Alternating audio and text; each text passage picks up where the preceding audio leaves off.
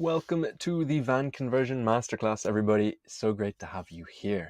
Now, we have a lot to cover today. We're going to be covering things across 8 sections: planning, metalwork, electrics, insulation, water, gas, woodwork, and furnishing. So there is certainly a lot.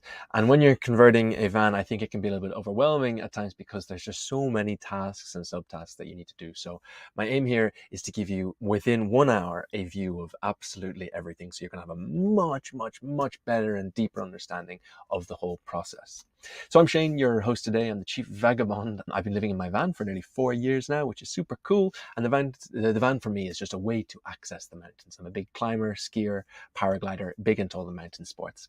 I'm an ex-engineer. This is my van Beans, which I'm currently sitting in right now. It's the love of my life, my pride and joy. And I developed it very much and built it to look like an alpine log chalet and to be able to live in it in the winter. So it's super cozy inside and super warm. Now, before we get started, just a quick disclaimer. I'm not a certified gas fitter nor electrician, nor do I hold myself out to be. The information contained herein is intended solely as general guidelines. So before acting on any information contained, please seek professional advice. Planning. So the first step, of course, of a van conversion is choosing a van.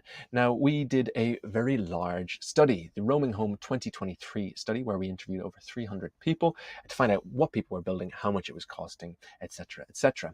What we found is that most people, by quite a ways, buy Ford Transits for conversions, followed thereafter by Mercedes Sprinter and VW Transporters. Most people buy vans that are 8 years old. In fact, only 6% of people buy new vans. The expected lifetime mileage for a commercial van is 224,000 kilometers, so you get a lot of distance out of these guys. And the average retirement age is 13 years. That was data from the European Commission. The average time that most people take to convert a van is about 7 months, but with good project management, you can reduce that by quite a lot. Now, we found that the best value for buying a vehicle can be found around the 3-year mark. Before that, there's a huge premium on vans that are between 1 and 2 years old because they're so new. Similarly, 30,000 kilometers on the dash seems to be the sweet spot at which the value starts to come down and be more, basically just better value. Before that, there's still that premium. In terms of reasonable mileage on the clock when you're buying a used van, anything below 18,000 kilometers per year is reasonable mileage. So if you're buying a van that's 2 years old, 36,000 kilometers really is the max that you would allow as acceptable mileage on that vehicle. The average cost to convert a vehicle is €9,000, and the average cost of the vehicle itself, the base vehicle, is about €8,500. So that puts the average total cost at €17,500. Now, many people, myself included, actually do that at a lot of a cheaper price. My base vehicle costs €7,000 and my conversion costs another 7,000, so 14,000 in total. But really, if a sleeping bag and a Coleman stove in the back of a beat-up truck get you into nature, go do that. It shouldn't hold you back from doing the whole purpose of van life itself. Now, when you're buying a van, there's a few things to be aware of. First of all, please check the legal and insurance requirements for the country you're in. They may have different requirements on fans, windows, gas bottles, etc. So do your due diligence there. And think about what you're going to be using the van for. You know, if you're a very tall person or you're using the van in winter or you're a couple, you're going to want a nice big van, maybe a high roof van. Are you into winter sports? You're going to need a big garage in the back. Are you going to be remote working, etc. And when you're buying the van, make sure you ask the right questions. Specifically, make sure the van has a logbook, make sure it has a service history, check if it has its latest MOT and its tax. While that's not a necessity, it's going to make it cheaper and better for you. Check, very importantly, that the van doesn't have any finance on it, i.e. it doesn't have any outstanding debt that will then become your debt. I'd really advise as well, and I did this, getting an auto mechanic out to check the vehicle for you. This is just a super qualified, an auto mechanic to go and check if there's anything wrong. So project management is so important and so overlooked. You can save months and thousands of euros, dollars, or pounds with correct project management. Now, the best tool that you can use in your van conversion is a Kanban board, sometimes known as a Scrum board. This is where all of your tasks move from to do to done. Keep your tasks very small and specific and move them across the board, and it's a nice gamified way as well. You can really see your progress as you go through your van conversion. Don't take on too many tasks at once. Too much stuff in work in progress is going to make you feel very overwhelmed. And a timeline is going to be really important as well. This is also known as a Gantt chart, the pin-up poster child of project management. All of those tasks that we have on our Kanban board, we want to put them onto a Gantt chart with an estimate of how long that task is going to be. When we do that, we can actually get an overall view of the entire time that our van conversion is going to take. Now, it is going to take you definitely longer than you estimate here, so leave some wiggle room. Use short deadlines to increase your productivity. This plays on a principle called Parkinson's law, whereby work expands to the time that you allot it. So if you use short deadlines, you're going to get more work done because you're going to get the work done in that time. Lots of tips and tricks we can use when converting a van. Most importantly, I think of all, is consistency. Just get out there and do a little bit every single day. Just try not to skip a day, certainly not 2 days in a row. Just a little bit, even a few minutes every day, you're going to break the back of it.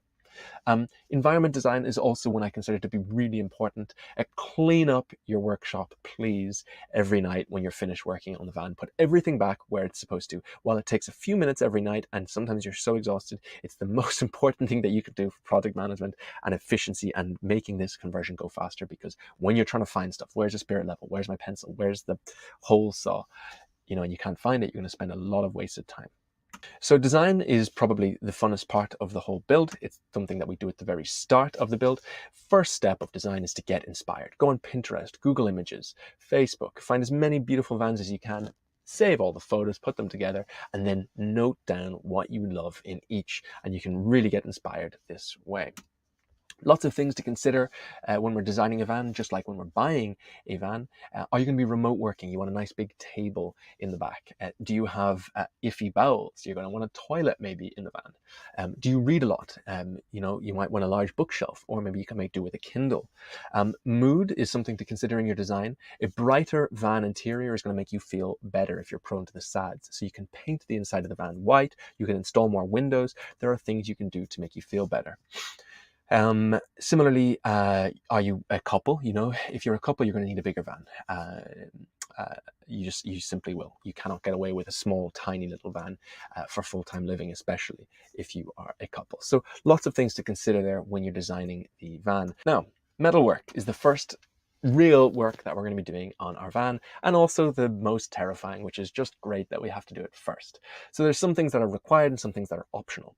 Required things for metalwork are going to be removing rust, fitting windows, fitting roof vents, and fitting inlets, as well as a dropout vent. So first up, we have removing rust from the van. So what we want to do is we want to get a wire brush head, stick it onto the top of our drill, and find anywhere where there's rust in the van and just go to town on that little rust spot, removing all of the rust from it. Then we want to apply some rust remover. Rustins is a very popular brand of rust remover. We just leave it for a few hours, and it's actually going to corrode away all of that nasty rust. We then come back, and if there's any holes that might have appeared in our van, which very commonly does happen when we're removing rust, we'll actually have a big hole through the metal of our van. We can use something called metal epoxy putty to fill in that hole. Now, metal epoxy putty is basically metal Play-Doh, for lack of a better word. Make sure we use gloves and a face mask when we're using this, and you just want to mold the Play-Doh, make it all warm, and then press it down into the hole. Leave that then for a few hours, let it harden. Normally you leave it overnight. Come back then and sand down that metal epoxy putty to make it flush with the surface. And finally, apply some metal paint. Metal paint is just paint that will prevent the metal from rusting in the future, and it's important that we do that last step. Now, fitting a window is very much the first real task that you do. And again, it has to be the scariest task, probably because you're cutting a big hole in the side of your van. Now, just in terms of windows, go for a window that's 80 or 90% tint. It's going to prevent people from looking in while you can still look out. And it's also going to help keep a little bit of heat outside the van, keep it cooler inside during those hot summer months. I also suggest getting a sliding window if you can afford it. They're just a bit nicer than rigid windows, though rigid windows are good too. So first up, buy a window bonding kit. This comes with a bunch of things to help you install a window. You can get them cheaply online. There's going to be a cardboard template that will have come with your window. Place it against the side of the van, stick it up against it, and just trace around that cardboard to get the shape of the window. Then drill a series of pilot holes right around where you've traced, and then with a jigsaw, trace around those pilot holes so you actually cut out the metal of your van. Now, a jigsaw is hands down the most important tool you're going to have for your van conversion. We're going to talk about it a bit later. And make sure you use a bi-metal jigsaw blade because you're going to be cutting metal here. It cuts curves really well. Next, we want to add some glass activator and primer. This is kind of like paint, so make sure to use masking tape around your van so you don't get the horrible black color onto places that you don't desire it. Then we want to add some glue to the van as well. Start the bead of glue at the top, run it around, and make sure we connect the bead up to where we just began. And it's important that we connect so we don't get any leaks in the window. Grab the window, stick it up against the glue, press it in, and the glue is mega strong. The window will just stay there, no problem. Lastly, and it's an optional step, you can add some sealant right around the edges. Be very careful if you're doing so that the sealant doesn't touch the glue, because the sealant is actually corrosive to the glue and can make the glue come undone over time. Roof vent installation. Now, the two most common types of fans or roof vents are MaxxAir and Fantastic. I have a MaxxAir Max Fan Deluxe, which is amazing because I can use it in the rain, and I'm constantly cooking in the rain, so it's very useful. Now, just a quick one. Think about with a fan, air needs to be sucked in from somewhere, pulled from somewhere and then pushed out the fan. So you need to have a vent, be it a sliding window, a floor vent, another fan, something like that. Now, step one, we want to hop up on the roof, trace where the fan is going to go with the template, and cut it out in the same manner. We want to have 4 pilot holes in each corner, and then using the jigsaw to cut out that shape. Step 2, then we want to file down those edges if there's any burrs and use some metal paint to prevent future rusting. We want to make a frame, a very simple wooden frame for the fan. And step 4, we want to apply mastic tape to the roof, also known as butyl tape. What we have on the roof of the van is these ridges. They're a little bit annoying when you're trying to place a fan down because it doesn't go flush. So the mastic tape has twofold benefits. One, it helps the fan go flush on the roof, and 2, it's going to form a sealant to prevent any water from coming in and out. Now, we want to stick the backing flange then onto that mastic tape from above. And then we want to attach the frame to the inside of the van. We can just clamp it to the top. And what we do then is we simply screw the backing flange into the frame below. Now, we can screw it in using self-tapping screws, in which case we just need to drill pilot holes first and then screw into it. Or we can use self-drilling screws, which just allows us to drill the screw directly down into it. We're going to be getting to those two things a little bit later in the talk. Finally, we want to attach the fan to the roof and attach the trim to the inside. Detailed instructions are given with the fan's instruction manual. Inlets, something that are rather unavoidable for a van conversion. Lots of different types of inlets: solar cable entry glands, gas filling points, water filling points, mains hookups. One thing that we need to do at the start, no matter what inlet we're going to be using, is to use a hole saw. This is just a drill bit that allows us to cut a perfect circle in the metal. Now, a few things with using a hole saw. First of all, make sure we use lots of tapping and cutting fluid to help keep the temperature low of the hole saw. And we also want to use a low RPM when we're using our hole saw as well. And finally, make sure you use a good quality, normally a little bit more expensive, bi-metal hole saw. If you use a cheap hole saw, you're just going to ruin it immediately. The teeth are going to be very, very weak. So first up, we want to get the bi-metal hole saw that's appropriate to the inlet we're fitting, place it up against the van, trace around it so that we know exactly where we're going to be going. Then we want to drill 3 pilot holes, 1 in the center of the trace mark and then 2 just on either side. We want to secure some plywood to the inside of the van, just some scrap wood. We can tape it up, and from the outside of the van, screw into that plywood on those 2 pilot holes just on either side of the main pilot hole. And then we can finally get the hole saw and make that hole in the side of the van. The reason we install that scrap wood is to prevent the hole saw from wiggling and waggling everywhere. If we just went directly into the metal without the scrap wood on the inside, we would find that the hole saw would just go mental. It would go everywhere. So then we want to install the inlet itself. Add some metal paint first where we've just cut to prevent rusting, and then go and install the inlet, the specific installation of which is going to differ from manufacturer. Electrics, the most exciting, most fun, most intriguing, and most educating part of the build, in my opinion. I promise, no matter how complicated you think electrics might be, you will understand them, and it's going to be an amazing day when you finally click, and you're like, wow, I get it now. Such a good feeling. So broadly speaking, on this electrical diagram, for instance, this is an advanced electrical diagram. We have three ways of getting electricity into our van. We have solar power, split charging, and shore power. And then we have two types of electricity in our van. We have DC, 12 volt DC, and then we have 110 or 230 volt AC electricity, which runs through our inverter. So let's look at solar power first. So there's three types of solar panels that we can use in a van: monocrystalline, polycrystalline, and thin film.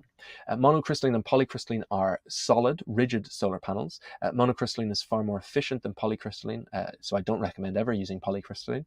But monocrystalline is also more efficient than thin film, but thin film have their own benefits. Thin film is a very, very thin solar panel that are flexible, and I actually have thin film on my roof because they make the van look super stealthy and they're easier to install. Solar panels can be installed in series or in parallel. If we are installing solar panels in parallel, we must use something called an MC4 connector, which is on the right side of the screen there, which allows us to connect all the positives together and all the negatives together. The benefit of parallel wiring, while the wiring is a little bit more complicated, it allows us to be partially shaded in our solar panels and still get power in. So if, say, there's a tree hanging over just one of our 4 solar panels, we are still going to get electricity into the van if we're in parallel, whereas in series, we're going to be greatly affected by the amount of power we can get in. In terms of mounting, we mount flexible solar panels we can simply stick them onto the roof of the van with 3M VHB tape. And with rigid solar panels, we need to use something called Z brackets to mount the rigid solar panels onto the roof, which we actually bolt down to the roof. Now then, solar panels go and feed electricity, of course, to our leisure batteries. They feed power to our leisure batteries, not directly, but through a solar charge controller. And the solar charge controller is going to regulate this high voltage coming from the solar panels down to the 12 volts that is required for our leisure batteries. Now, solar charge controllers are either MPPTs or PWMs. Just go for an MPPT. It's about 30% more efficient than a PWM. PWMs are used more in the olden days. On the way to the solar charge controller from the solar panels, we want to install a miniature circuit breaker, specifically a double pole miniature circuit breaker, so that breaks both the positive and the negative line. Typically a 32 amp MCB is used here. And then from the solar charge controller, from the MPPT, we run a positive and a negative line down to our leisure batteries. Specifically, though, we run them to our bus bars. The bus bars are the central hubs for all our positives and all our negatives in our system, and that then runs onto the leisure batteries. We're going to throw a inline DC breaker onto the positive line running down to the bus bar. Specifically, we want to use either Blue Sea or Busman as the two brands we can possibly use for these inline breakers. There's lots of fakes out there, so just be careful of fakes because they're not good. The bus bars then run to the leisure batteries. We want to make sure that our leisure battery has a big old terminal fuse on it. This is a high fuse that was going to, cut off the system in the case of catastrophe. And we also want to install an isolator switch. This is a big on-off switch for our entire electrical system. Now, leisure batteries are generally, there's two types of them. We have lithium leisure batteries and we have lead acid leisure batteries. Lithium batteries are, and we've seen this in the Roaming Home 2023 study, super popular and becoming ever more popular. They have so many benefits. They're fantastic. They're lightweight. They can have a much greater depth of discharge. You get far more charge cycles from them. They charge faster. But for all those benefits, they are 3 to 4 times more expensive than regular lead acid batteries. Lead acid batteries, in contrast, we have sealed lead acid or flooded lead acid batteries. Don't touch flooded lead acid. They are more dangerous and harder to maintain. In terms of sealed lead acid, we typically have gel or AGM, but AGM is really the most common lead acid battery you're going to see on the market. They're very, very heavy things, but yeah, still very popular. We can install something called a battery monitor and a shunt between our leisure batteries and our bus bars, and this is going to give us monitoring capabilities for our leisure battery, and it's super important if we want to see that how charged the batteries are. This is all given to us on the battery monitor. Now we tell how charged a battery is, a leisure battery is, by its voltage chart, by how high the volts of the battery are. In a sealed lead acid battery, if the voltage of the battery is at 12.8 or so, we can determine it to be pretty much fully charged. In comparison, a lithium battery is fully charged when it's at 13.4 volts or so. So something to be aware of. Now, very importantly, with a sealed lead acid battery, we can't discharge it more than 50%. So about 12.2, 12.1 or so, don't ever drop it below there, or you're going to greatly reduce the life of your battery. In comparison, lithium batteries, you can discharge them much further. So then we have the third type of charging for our batteries. We have split charging. Split charging is where we hook up the alternator of the vehicle to the leisure battery in our van. Now, broadly speaking, there are two types of split chargers. We have voltage sensitive relays and we have smart chargers. Voltage sensitive relays are very simple on-off switches, basically smart switches that detect when the engine's on and going to let electricity go through to the leisure batteries. Smart chargers are much better because it looks at how full the battery is in terms of voltage and sends the correct voltage through to the battery, giving you a much more efficient charge up. Now, very importantly, you must use a battery charger if your van is newer than a 2015 van, because it likely has a smart alternator, or if you're using a lithium leisure batteries, you may not use a voltage sensitive relay because you're not allowed mixed chemistries, and starter or crank batteries of vehicles are typically AGM batteries, typically actually lead acid batteries. So last up, we have shore power. Shore power is the third way of getting electricity into our van. This is whereby we're at a campsite, we can just plug in, hook up, and charge our leisure batteries. And this is done through a battery charger. Victron make a very popular battery charger. And I must warn you here, be very careful. AC can kill. This type of electricity can kill. If you are in any way unsure, just get a professional to do the installation for you. Now, on the way from the hookup inlet inside of our van to the battery charger, we need to install something called a consumer unit. Consumer unit is also known as a breaker box. It contains RCDs and MCBs, specifically just one RCD. This is the main switch that's going to turn off, and it will turn off to prevent you from electrocuting yourself, or if it detects a short circuit. And you must only use a type A RCD. Typically, you're going to have two MCBs, miniature circuit breakers, in that consumer unit as well. So those MCBs and RCDs should both be double poled, so that both the live and the neutral, the positive and the negative, need to be broken when the MCB triggers. And if you run a plug socket off of the consumer unit, so you can charge directly from shore power, it must be either unswitched or a double pole socket. Now then, next up we have the DC 12 volt appliances. Lots of appliances we can have in a van. We could have a heater, a fridge, lights, all sorts of stuff. And we run a positive and negative from the MPPT out to our appliances. Now, on the way, we want to install a 12 volt blade fuse box, which allows us to fuse each individual appliance.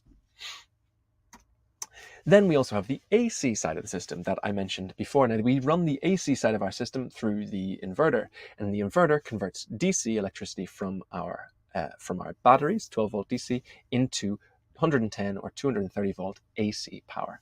Typically, people will use a 2000 watt inverter. We found this to be the most popular inverter size in our 2023 roaming home study. Again, we must use a double pole socket or a unswitched socket if we're using plug sockets there. And I ask you to check the requirements and the manufacturer guidelines of your specific inverter. You may need a consumer unit for your inverter depending on the inverter that you use. And make sure we also throw a main isolator switch on the inverter here as well, so we can turn it off. A quick one on ground before I move on. We need to ground most electrical appliances in our van, specifically ground all DCs to the same point and all ACs to the same ground point, but they must have separate ground points, not shared.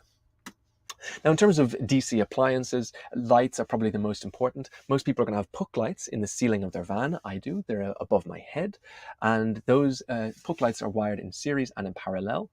You can install a 12 volt dimmer switch to allow you to change how bright they are. And you use T-top connectors to splice off the main line and wire up those puck lights. Similarly, you can install LED strip lights. I also have these, and I have them hooked up to my phone so that I can control the light color and how bright they are. I can turn them on and off, all from my phone, which is super cool. And that's done with Bluetooth dongles that are attached to each strip light, and you can just wire those up as well. Now, a fridge is a really important thing that most people are going to have in their van. Normally, we have two types of fridges. We have absorption fridges and we have compressor fridges. Compressor fridges are either AC or DC electric fridges like you would have in your house. They turn on and off as they regulate the temperature. Absorption fridges are LPG. They're gas fueled. Now, absorption fridges are a bit more expensive. They're really cool because they're actually quiet. And not to be underestimated, that I have found my DC compressor fridge to be quite noisy throughout the night. Insulation, a really interesting and yet hot topic in van conversions. We conducted a really big study ourselves to look at the most popular, or the best, should I say, insulation for van conversions. What we found is polyiso board, foam board is really the best insulator you can get, and comes out on top on many sort of different areas. After that, other types of good insulators are spray foam, 3M Thinsulate, and those would be sort of the three most popular. What we found in our Roaming Home 2023 study is that the most popular insulation that people are using by a ways is recycled plastic, which is really cool, because what I learned through all of my study of insulation was how depressing it is because of how bad it is for the environment. So using recycled plastic is really one of the best things that you can actually do in your van conversion to reduce your carbon footprint, because the expanders that are used in spray foams and foam boards is really harmful. So just good to be aware of. Now, there are some of the biggest offenders and places you need to be aware of when you're insulating.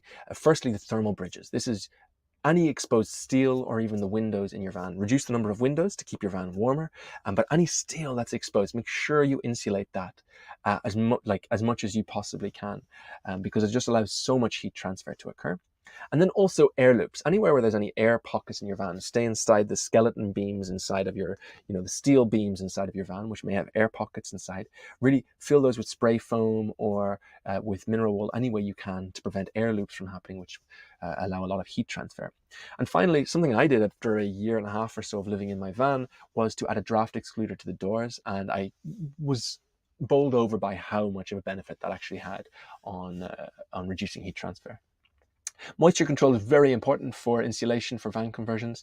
You want to reduce moisture in insulation at all costs.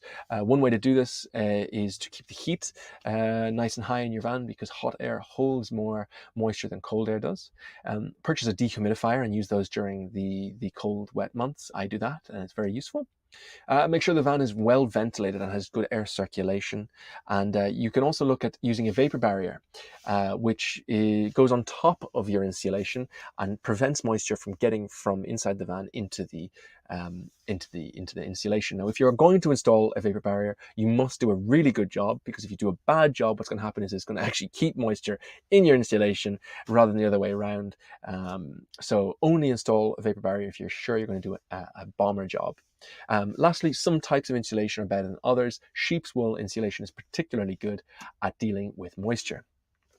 Sound deadening, while not technically insulation, is pretty much the first thing that you do in your insulation stage. These are just sticky panels you stick on anything that vibrates to prevent noise in the van while you're driving. Stick these specifically on doors and on wheel arches, as they make the most noise. Floor insulation is the first part of the insulation process that you're going to be doing. The first step is to stick down basically lengths of wood. These are furring strips to the floor to make this kind of waffle or crisscross kind of shape. And don't be shy about placing these down, because this supports all the furniture and everything inside of your van.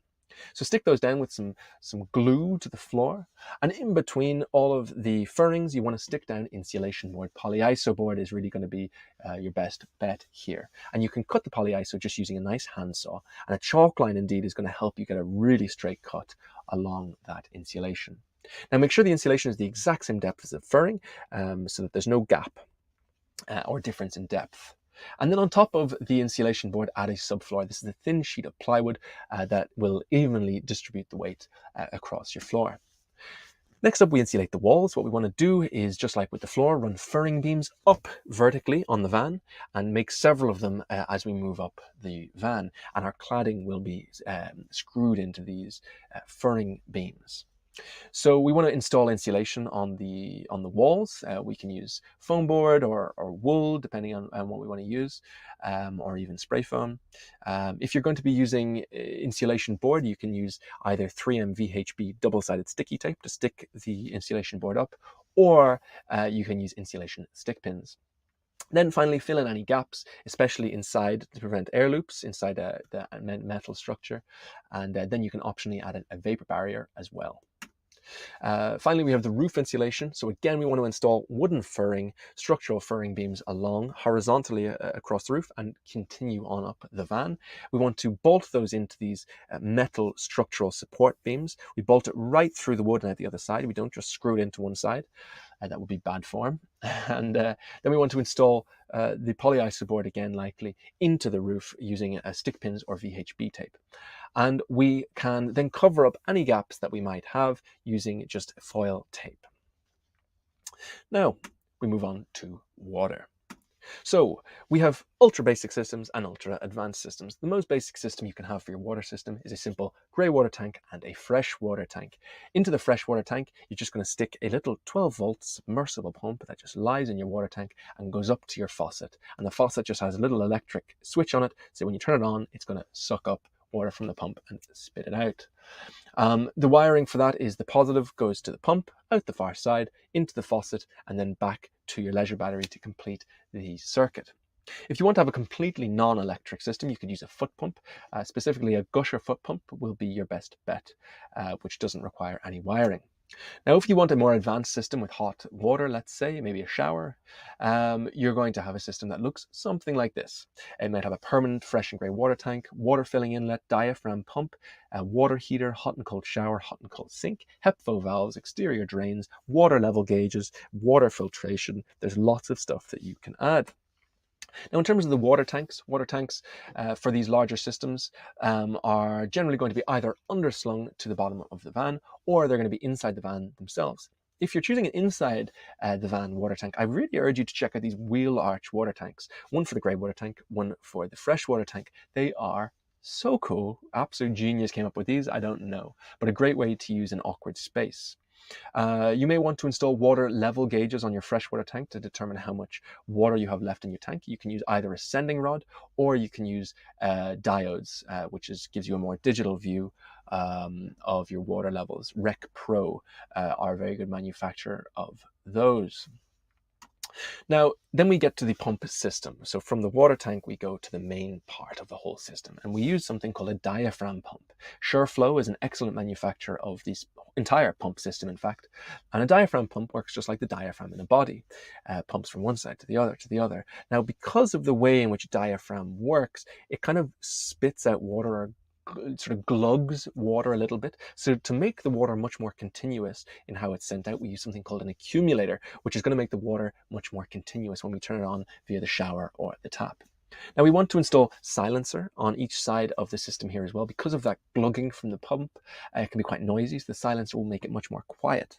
A strainer is also going to reduce any particulate matter from our tank from entering our SureFlow pump to just increase the longevity of our pump. I actually had one pump break already during my times living in the van just because of the particulate matter. In terms of piping that we use something called PEX piping, which is drinking water specific piping. It's flexible piping, very easy to work with, excellent stuff. On the sink then, we're going to go through this pump system and out to our faucet. So on the way to the faucet from that cold water, we can add a water filter. We can use either a one-stage water filter, which is nice and compact, or a three-stage water filter, and even a UV filter, depending on our filtration needs, how off-grid we are, how much we trust the water source. Coming down from the sink, we use PVC pipe to connect the drain to our grey water tank. On that PVC tank, we want to, on the PVC pipe, we can add a HEPA valve, which basically acts like a U-bend or a P-bend to prevent bad odors from coming back up. But it's inline. It's a very nifty little device. And we can also install this thing called an external valve. We have a Y valve there in that system, and it can be either solenoid or manual, and it allows us to choose whether we want to send the dirty water to our grey water tank or just outside the van if we're in an area where it's safe to do so. Water heaters are super important in many systems. We can have either a tanked water system or a tankless water system. Tanked water systems require, have a holding tank there, but they are electric and they're normally high wattage, not commonly used in vans. In comparison, tankless water heaters are LPG powered. They don't have any tank. They heat it on the fly, and they're more commonly used. Um, Tankless water heaters can be either vented or unvented. Now, unvented water tanks should only be used for outdoor use or on the back door of a van, like you see in that photo there. Vented water tanks water heaters require a vent, but they can be installed inside the van, so in a shower unit, for example. The shower itself, then, you build the structure using sort of furring or a carcassing. You ply line the inside of it, and then you stick PVC sheet to the ply lining on the inside using something like a Sikaflex high-tack glue. Now make sure when you're cutting that PVC sheet that you use shears. Never use an electrical tool on that PVC sheet, or you're going to completely destroy it. The drain from the shower is very similar to our sink drain. It's a PVC pipe that runs to our grey water tank. And we have I would say buy a PVC shower tray specifically dedicated rather than trying to make your own one. Think very carefully about where you're going to install the shower as well, because you need to install the drain pipe, which goes down through the floor, and also an extractor fan in the roof. So you just need to be careful of where you're installing that in the planning design of your shower. Now, toilets. Keep a pee bottle is a great way, especially if you're a gent, to use the loo while you're on the road. And also a poop trowel. Please, guys, a poop trowel. If you're going to poo in nature, you can't just leave your toilet paper around the place and leave it. It's actually really harmful for nature. So burying it is super important. The first real toilet we have is a chemical toilet.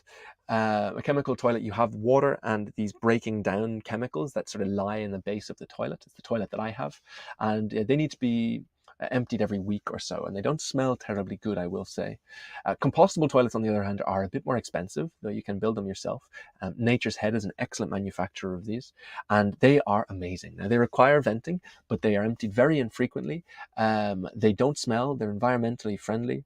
You can even use the stuff, what's left over it, as a compost, for a garden, though not on edible plants, only on inedible. So really cool. Okay, gas or LPG. So an LPG system is used in most vans, though not totally necessary, perhaps, though it's very common. LPG can power an LPG heater, like a Propex heater, a stove, oven, a water heater, or absorption fridge. Now, just some key things to be aware of here. We're going to be looking at the British regulations specifically of LPG. The guidelines state that a gas installation should probably be done by a certified technician. You should be using gas-safe non-flexible piping, i.e. copper pipe, not flexible rubber pipe in your installation. Each appliance must have a dedicated isolation valve, i.e. a manifold. It's an on-off switch for each appliance. Exhausts and inlets must be outside of the van. The gas locker must be sealed, and the sealed door must not go right down to the floor, but be about 10 centimeters above it. Gas bottles should be fixed securely to the gas locker with a strap. The gas locker must have a dropout vent installed so that LPG that may spill out in the gas locker drops through the floor. And test your system thoroughly.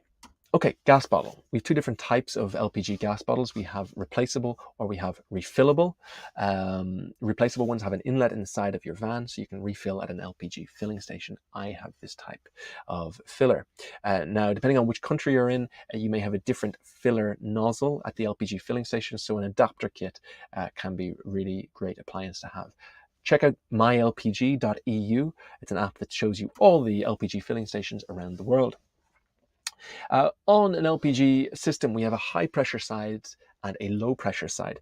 Low pressure side is going to be using our copper pipe. The high pressure side is using more specialized equipment, high pressure hoses and so forth. We use a regulator to down regulate the pressure from this high pressure side to the low pressure side. Now, outside of the high pressure is within your gas locker. Outside of the gas locker, keep as few joints, optimally no joints whatsoever, and bend pipe instead of using joints. You can use a copper pipe bending tool to bend it and get the pipe to where you need it to be. Now we can see on the right side in that low pressure system, we have the gas manifold there. These are the on-off knobs for each appliance. Now in terms of gas fittings, we cut copper pipe using a pipe cutting tool that looks like that one in the top left. And we have two types of fittings that we can use. Actually, we have many types of fittings. These are the two most popular ones. We have compression fittings and flared fittings. These days, flared fittings are preferable, and regulations really urge you to use them, more so because they're better in vehicles than compression fittings. In terms of a gas locker, we can either buy a pre-built gas locker or build one ourselves. If we're going to build one ourselves, make sure it's super sealed, and we do a really good job with it. Make sure that we use a gas bottle strap so that the gas bottle doesn't move around, and really any joints, keep them within the gas locker itself. And of course, install, as I mentioned, a dropout vent. Absolutely importantly. Now, if we have an LPG system, or most importantly, if we have an LPG system, we need to install these things: a carbon monoxide alarm, a smoke detector, and a fire extinguisher. And as well as those three, please test your LPG system really thoroughly. We test the high and the low pressure sides of the system differently. The high pressure system is quite a technical test, which I'm not going to go into here, but on the low pressure side, you can actually test your system using some soapy water. Over any joint that you might have, add some soapy water. If you see a bubble occurring when the system is on, it means you have a leak. And I had a leak when I was installing my Propex heater, so I had to reinstall the heater. Now, to install a Propex heater, we want to install an air intake and exhaust in the floor. So we use a bimetal hole saw that we cut through the floor, and we add these pipes for the air intake and the exhaust through there. We then fit the Propex heater down into those pipes, and we just tighten it into the pipes using Jubilee clips. And we also want to plumb our copper pipe into the back of the Propex heater as well, so that we give it a fuel source. From the front of the Propex heater, we want to install air ducts. One of those air ducts gives us hot air, so we can vent it and choose where we want the hot air to go. The other air duct is to give us cold air to cool the Propex heater down while in use. Finally, we want to install a thermostat, because the cool thing about a Propex heater is it turns on and off depending on the ambient temperature of the van, so you get the desired temperature that you want. Diesel heaters are actually more popular than Propex heaters, than LPG heaters. The diesel heater, though, roughly has the same anatomy. It has an exhaust pipe and an air intake on the bottom of the machine, and it also has a duct that comes out from the front to duct out the heating where we require it. The heater connects to a pump, connects to a filter, connects to the diesel tank. Now, the diesel tank, we can use two types. We can use an auxiliary tank, or we can use the main tank of the van, the same one that we use to drive the van. An auxiliary tank is just simply a smaller tank that we use only for the heater. But if we're using the primary tank of the van, we need to drop the tank of the van down on jacks and tap a line into that for the diesel heater itself. That pump that we see in the diagram then, make sure we angle it at between 15 and 35 degrees for an optimal for optimal fuel usage. And we want to make sure we reduce bends where possible when installing the diesel heater. Now, one thing to know with a diesel heater is it produces this peculiar ticking noise, all diesel heaters do, when it's on. And we can reduce the sound of this ticking noise by installing a silencer. Install the silencer at 45 degrees for maximum benefit. Also, one thing to notice is the effect of altitude on diesel heaters.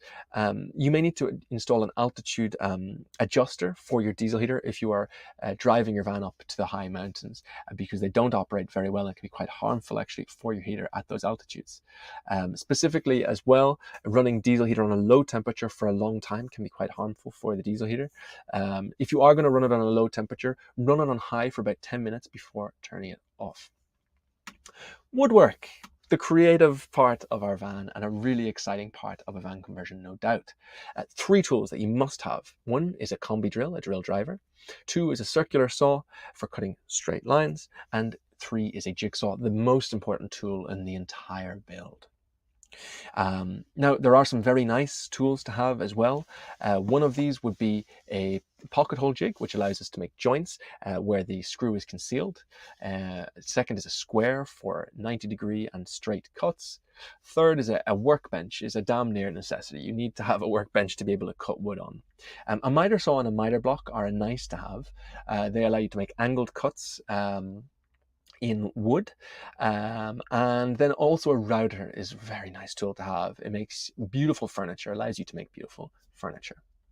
So in terms of screws, we have different types of screw heads, the most common being flathead, Phillips, and Torx. A flathead comes out very easily. That means that the screwdriver we're using can just pop out so easily and maybe ruin the top of the screw head, whereas a Phillips and especially a Torx do not come out so easily. In terms of types of screws, we have self-tapping and self-drilling. Self-drilling, we don't need to do a pilot hole first before drilling into metal. We can just drill the screw directly into the metal and it'll sort itself out. Self-drilling, we need to drill a pilot hole first. Tips and tricks. This, I hope, is the most interesting part of the entire talk. So first of all, we have nominal versus actual dimensions. So when you buy a piece of wood, the dimensions that it says on the piece of wood may not be what the actual wood itself is, and that's because the wood contains some moisture, and as it dries it's going to contract, sometimes by like a ½ inch, so beware of the dimensions labeled. Second, consider kerf. This is the width of the blade of the power tool you're using. So this could be like 0.3, 0.4 centimeters of, let's say, a circular saw. So take those into account when you're doing your cuts, because it can affect the dimensions of your furniture quite a lot.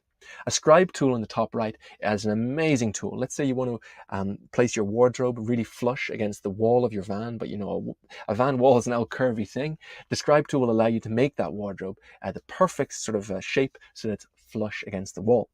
If you're cutting a piece of wood, say a piece of 1x1 timber, draw a line along the top of it and along the side of it to allow you to get a really straight cut, not just along one side of it. A chalk line is a really, really useful tool for cutting straight lines on longer pieces of wood. It's just a piece of twine with some chalk on it. Snap it down, make a good line that you can cut along.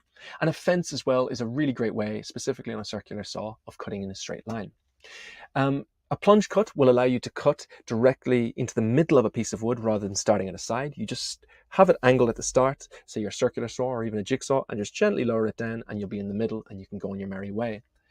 Tear out is an incredibly annoying part of woodwork. It's whereby you drill through one side and on the other side all the wood kind of shatters out and it kind of ruins your piece of wood a little bit. To reduce that, the best thing that you can do is use a sacrificial piece of wood. This is a scrappy piece of wood that you place underneath the piece of wood that you're drilling into, and it just acts as a physical barrier to prevent the tear out from occurring. Always draw a plan, elevation and end view of the furniture you're building beforehand, so you know all your measurements. To reduce scratching, you can use tape, because sometimes when you're tracing along, let's say with a jigsaw, you can leave a scratch mark on the top of your wood, which is not nice, so you can use tape to reduce that scratching. And if you're using plywood, sometimes there can be air bubbles in the side of the plywood that can make your furniture look a bit crap. So to remove those air bubbles, you can use edge filler, which makes it look just much nicer. Now, sometimes when you're screwing into the edge of a piece of wood, it can actually cause the wood to crack, and that can be devastating when you're using a nice piece of wood for, say, a piece of furniture. What you can do to reduce the cracks and stop the cracks is drill a pilot hole first and then drill in. If you have screws that are too long for the piece of furniture and you're going to have a piece of screw hanging at the far side, you can use a hacksaw to cut the top of the screw head off. I want to really urge you here to think about the weight and load on furniture. Say you're building a kitchen unit and you're going to be placing a weight on top. The horizontal beam along the top should be resting on top of the vertical beam rather than simply screwed into the side of the vertical beam, because that puts the weight not on the screw but on the entire piece of wood beneath. Finally, if you do end up camming out a screw and ruining the screw head, look at buying yourself an extractor bit. They're very cheap. You can get them online, which will allow you to take out a stripped screw very easily. Now, in terms of cabinetry, of making furniture, we have two ways of doing it. One is the carcassing method, whereby we have these furring beams, these carcassing beams, and we just clad along it. It's very easy to do and allows us to easily fix our mess-ups if we make them. The other method is a far more beautiful and more technical way of making furniture, which is the dado and rabbet method. Now, we need a router in order to use this method, but it allows us to make really clean-looking furniture. Now, paneling is the inside of the van. It's either done with tongue and groove cladding normally or with plywood. Most people actually do go with plywood. I went with tongue and groove in my van. We found in the roaming home study that 44% of people use tongue and groove cladding. Now, if we are using tongue groove, we want to make sure that we stagger the joints. All the joints shouldn't be just in a line. It makes for a very weak panel and also doesn't look so great. So stagger them, makes it look better. And if there's any exposed metal in your van that your cladding may not cover, you can just use some auto carpet and stick it over the exposed metal, maybe a brown color to make it match the cladding, and it'll just make it look much nicer. And you can use adhesive spray to stick the carpet to the panel, to the metal.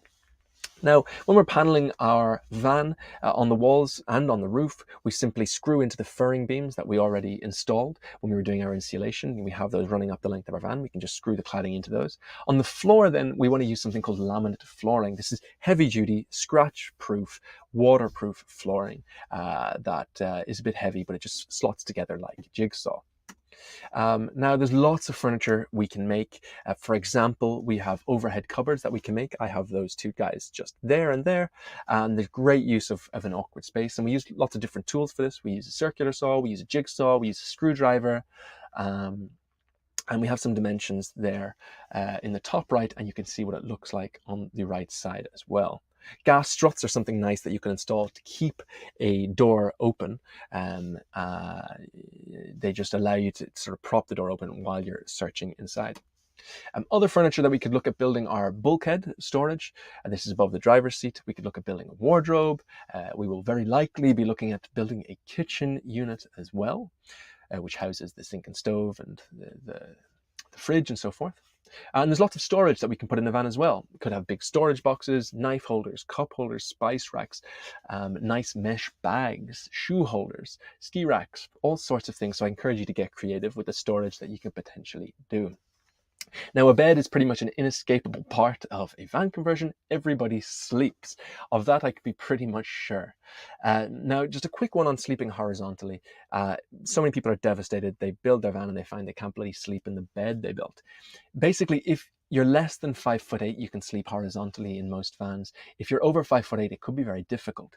To fix the problem, you can install cutouts, which are whereby you install less insulation at the foot and head of your bed, so you can allow you to sleep easier. Or even better, you can install flares, which are kind of like installing a window. You cut out from the side of your van and you just increase the width with these specific metallic flares that you install. Now, the mattress should be a foam mattress that you're using in your van, and you can cut that foam very easily using an electric kitchen knife. Lots of different types of beds we can use. The most common bed is going to be the fixed bed, has a nice big garage underneath, or the bed that I have is a table bed, which transforms from a table during the day down to a bed at night. Other beds we can look at are the Murphy bed, which just drops down. Very, very cool type of bed, not super common. We could look at using a hammock. A bed lift system is actually an electric bed that comes down and up. You can buy kits that do these, or you can build them yourself. Sliding beds slide out and slide in, a nice use of space, and folding beds are another type of bed as well. Now, tables. So lots of different tables we can use as well. A pull-out table is going to be very common if you have a fixed bed. It just comes out from the side of the fixed bed. The island table is the type of bed, the table that I have in mine. It goes up and down, depending on whether it's a bed or a table. You can also look at a swivel table or even a folding table as well. Okay, security. It's definitely a really important thing to think about in your van as well. A quick note, since 1988, immobilizers were introduced in vehicles, and since then it's been very difficult to hotwire a van or a vehicle in general. So steering wheel locks, clutch locks, wheel clamps, they're all very nice, but you likely are not going to get hotwired. But what you might have happen is, of course, a break-in. A deadlock on the back door can be an excellent mechanism to keep people out, or on the side door as well. You can install them. A sliding door lock is simply this padlock. You can just drill into this into the beam that's on the outside of your van, that the door slides down, and you can just place a padlock through that to prevent the sliding door from opening. I have that. It's great. Security camera, you can keep it on at all times inside your van and just monitor what's happening inside of the van. And a nice thing that you might install as well is a motion light. It's just a motion sensor light that sticks on the outside of your van and senses and will turn on when anybody walks outside your van. Keep people away. A GPS tracker you might look at using as well. And I think these lock boxes are really cool too. Some people weld them to the floor of their van and basically acts like a safe for all of your special stuff. Now then, I know that was so much information, and I hope you found it really, really valuable. We covered an insane amount in 50 minutes. Planning, electrics, metalwork, insulation, water, gas, carpentry, literally the entire end-to-end process. So now that you have a clear understanding of this sort of entire van conversion process, it's time to take action. And I know that can kind of sound scary, and exciting at the same time. I mean, to actually hop into your van conversion build. And at times, honestly, when you're doing your build, especially on your own, it can be a little bit scary and a little bit overwhelming. I'm not going to sugarcoat it. Oftentimes you're going to find that you're relying on sort of scattered and super inaccurate information from all across the web. You're trying to parse it all together, and sometimes it can confuse you even more. I know when I started converting my van for the first time years ago, I had a super heavy dose of anxiety. The educational resources, of course, back then were a lot sparser than they are today. But I spent so much time just going down research rabbit holes and honestly spending loads more money than I actually even needed to spend in the first place. Probably down to my planning not being as good as it possibly could have been. So one of the best ways that you can avoid sort of ultimately burning cash and losing a lot of time and going down rabbit holes like I did is to check out Van Life Academy. So this is like a roadmap designed by Project Van Life, an amazing video course, super comprehensive. Ultimately, it's the resource that I wish I had when I started years ago. I'm a visual learner. I really like following along with people in a video format. And Van Life Academy is just insanely comprehensive. So it's broken up into 6 modules and taught by 9 different instructors. A bunch of different van builds. It's step by step. Basically, you follow along the course using whichever van you have. And as well as sort of the guidance from the instructors, there's a bunch of extra stuff you get in the course. You get access to the community of expert van builders and also other people doing their build at the same time. And also loads of software tools like graphics, diagrams, PDFs, things like that. Honestly, Van Life Academy is amazing. Super, super cool resource. And also, the team at Project Van Life, if you sign up today, is giving away some really cool resources actually for free. One of those is a money saving guide. Because of how much money is actually sometimes goes down the drain with van builds, this guide basically just shows you how you can save a bunch of cash during your build. They're also giving away a time saving guide because, again, you can literally shave months off of your van build by following the correct process. Project management, of course, being really important there. So they have a guide for saving time. And then also, and this one is really cool, they give you a free solar and electrical consultation when you sign up for Van Life Academy, which is just amazing on its own, to be honest, to sort of guide you through the entire process of how your system should look. So thousands of people have already built their van using Van Life Academy. It's super popular, really, really big course. And so ultimately all those people are really embracing that van life lifestyle. They're on the road. And, I've been doing this for 4 years, living on the road, and it's such an amazing lifestyle. Truly it is. The people you meet, the cultures, all the sports, the nature, more than anything, is so incredible. And I really just, I can't advocate for the lifestyle enough. So yeah, I highly recommend checking out Van Life Academy today. Go join those people, get into nature. And other than that, I just have to thank you very much for tuning into the masterclass today. I really appreciate it. And I hope you derived a lot of learning from it. And so other than that, Shane from thevanconversion.com out.